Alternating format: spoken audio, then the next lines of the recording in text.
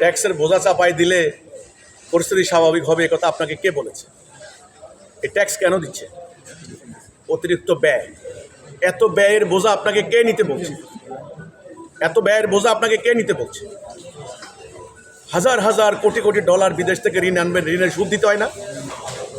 তাহলে আমার কথা হলো, জনগণের উপরে ট্যাক্সের বোঝা চাপিয়ে দিয়ে পরিস্থিতির উন্নতি করতে পারবেন না। এটা একটা সিন্ডিকেট কায়েম হয়েছে। পণ্যের দাম কমবে না, পণ্যের দাম আরও বাড়বে। ডলারের দাম টাকার বিপরীতে টাকার মান আরও কমবে, ডলারের দাম আরও বাড়বে।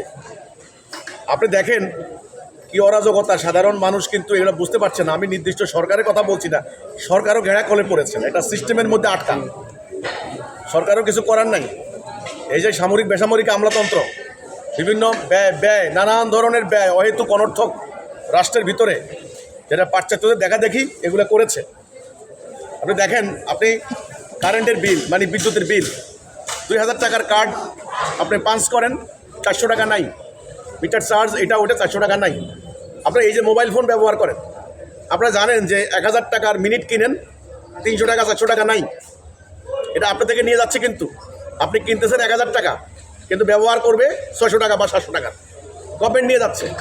আমি শুধুমাত্র এটা না, আজকে যদি আপনি একটা ছোট্ট মুদি দোকান দেন, আপনাকে লাইসেন্স করতে হবে, আপনাকে বছর বছর রিনিউ করতে হবে। আপনি একটা গাড়ি আনেন, 6 লাখ টাকার গাড়ি, সেই গাড়ি 30 লাখ টাকা আপনাদের কিনতে হবে। 3 গুণ 4 গুণ সরকারকে ট্যাক্স দিতে হবে। আবার রেজিস্ট্রেশন ফি, আবার ফিটনেস ফি, আবার রাস্তা নামবেন ট্যাক্স দিতে দিতে আপনি পাগল হয়ে যাবেন টাকা দিতে। এরপরে ব্রিজে উঠবেন টোল, রাস্তায় উঠবেন টোল, ছোটো ব্রিজ বড় ব্রিজ। তাহলে এই যে ট্যাক্স, আচ্ছা জুতা কিনবেন, আপনাকে 500 টাকার জুতা কিনেন, এখনকার 500 টাকার জুতা নাই। আপনার ওই যে 15% হিসাবে ভ্যাট নিয়ে যাচ্ছে। এখানে ট্যাক্স আছে, ভ্যাট আছে, অতিরিক্ত মানে কর, আরও অনেক কিছু আছে। যারা কর বিশেষজ্ঞ ওরা জানেন।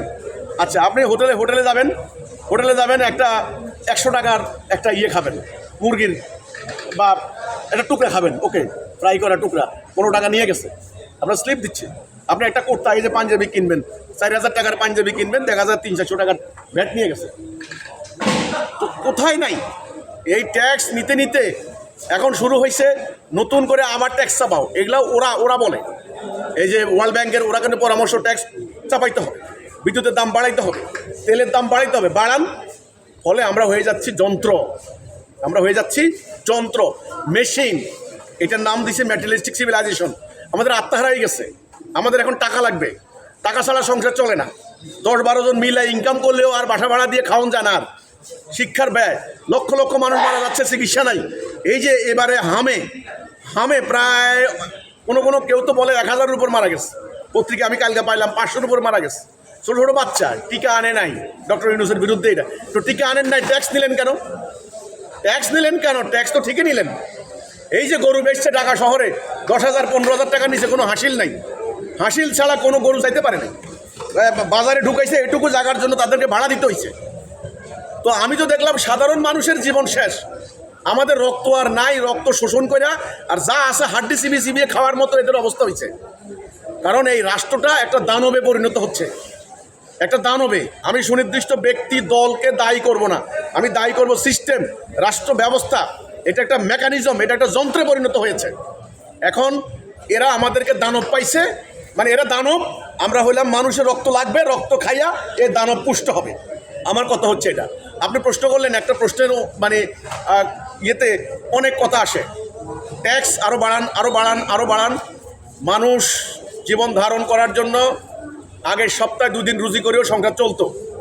এখন সপ্তাহে 7 দিন না, এই 7 দিন 12 ঘন্টা করে ইনকাম করলেও সংসার চালানো কষ্ট হচ্ছে।